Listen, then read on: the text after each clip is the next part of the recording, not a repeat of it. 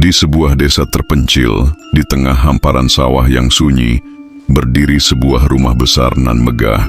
Pemiliknya, seorang petani biasa yang mendadak menjadi kaya raya. Tapi di balik kesuksesan itu, tersimpan rahasia kelam yang berawal dari sebuah kuburan di tengah ladang angker.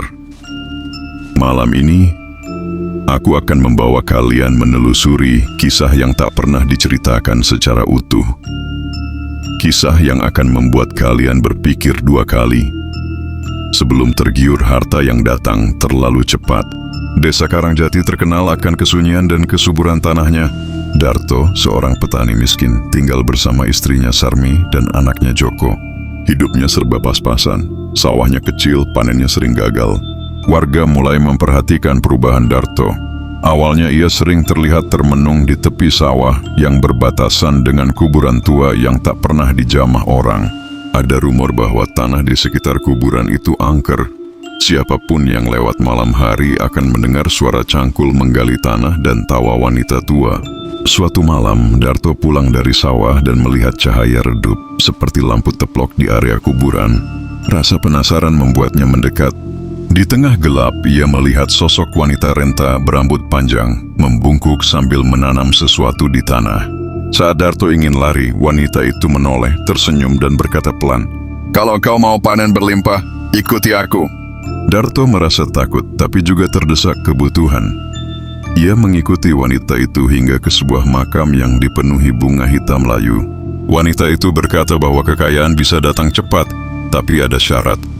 Setiap kali panen besar harus mengubur sesuatu di makam ini, sesuatu yang bernyawa. Darto awalnya ragu, tapi akhirnya ia mencoba. Ia mengubur seekor ayam jago di makam tersebut. Seminggu kemudian sawahnya berubah ajaib.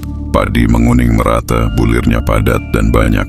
Darto menjual hasil panen dan mulai hidup berkecukupan. Tahun berikutnya, ia mulai memperluas sawah, membeli tanah, dan rumahnya berubah megah. Warga heran karena semua terjadi begitu cepat. Tapi mereka juga memperhatikan bahwa setiap menjelang panen, ada suara tangisan dari arah kuburan. Darto kembali ke makam, ingin mempersembahkan ayam seperti biasa. Namun wanita tua itu muncul lagi dan berkata, "Ayam sudah tak cukup. Kalau kau mau kekayaanmu bertahan, beri aku sesuatu yang lebih, sesuatu yang bisa menangis." Darto ketakutan, tapi juga tidak mau kembali miskin. Ia memutuskan menculik seekor kambing milik tetangganya dan menguburnya hidup-hidup di makam itu. Panennya makin besar, hartanya makin melimpah. Tapi sejak itu, mimpi buruk mulai datang. Ia sering melihat bayangan hitam duduk di sudut kamarnya dan mendengar suara orang berbisik di telinganya saat tidur.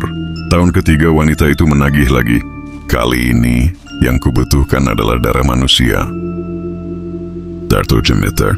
Ia menolak, tapi sejak itu hasil panennya mulai membusuk sebelum dipanen, usahanya gagal, dan keluarganya mulai sakit-sakitan. Istrinya jatuh sakit parah, anaknya sering kerasukan dan berbicara dengan suara tua yang bukan miliknya. Suatu malam anaknya hilang. Warga menemukan bekas galian tanah di makam kuburan angker itu. Darto histeris. Ia tahu anaknya menjadi tumbal terakhir. Setelah kematian anaknya, Darto menghilang dari desa. Rumah megahnya kosong, sawahnya dipenuhi ilalang. Warga percaya Darto dibawa ke alam gaib sebagai bayaran terakhir.